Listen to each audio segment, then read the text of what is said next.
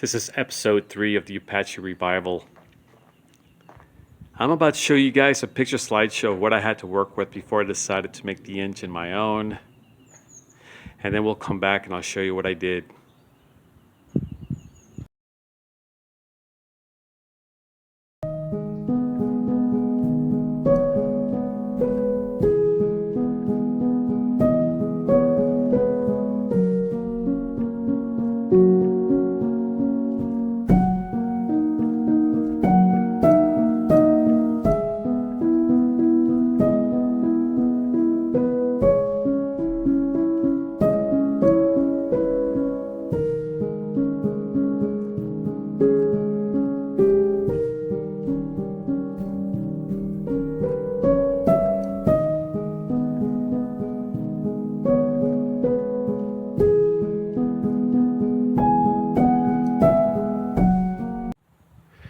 Well, here is where I'm at with the engine as of right now. Oh no. Oh!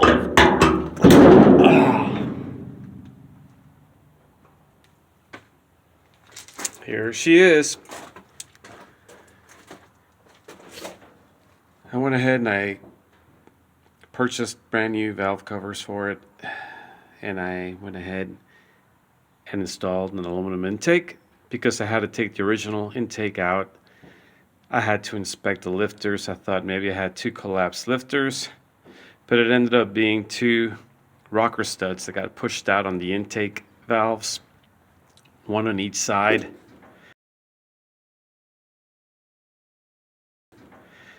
So that gave me an opportunity to go back in with an aluminum intake that I had on the shelf for years. And I think it looks pretty nice. And I painted the engine what I thought was corporate blue. I could not find engine paint GM corporate blue, so I went ahead and went back to Krylon and I got some, here we go, satin maroon blue. It's not the correct paint, but we can make believe it's correct paint, and it looks nice and bright. Also, the alternator wouldn't charge.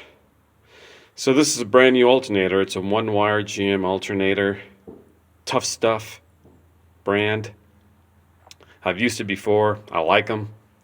And they got rid of all the BS wiring harness that came through here.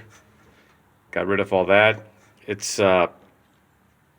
charges at idle at 14 volts to the battery, and yeah, I like it. I went ahead and I made my own charge cable out of 4-gauge wiring.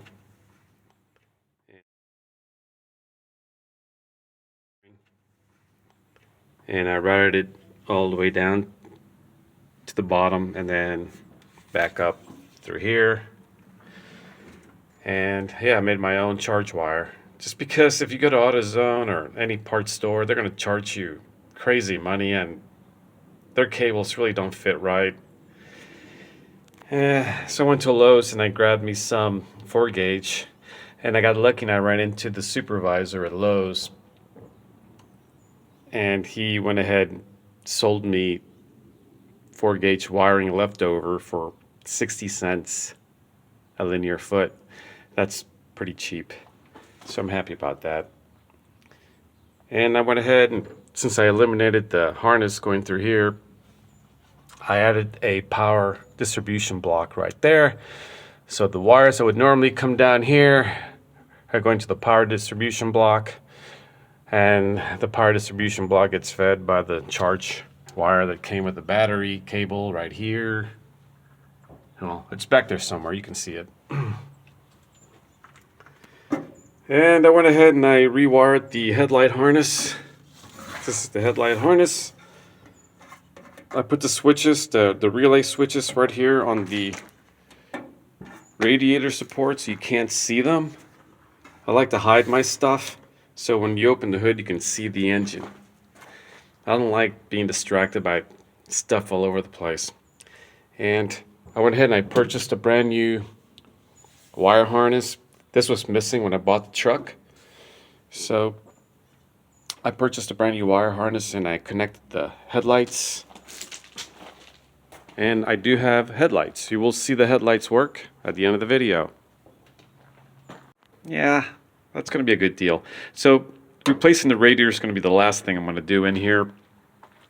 And then we're going to move on to something else.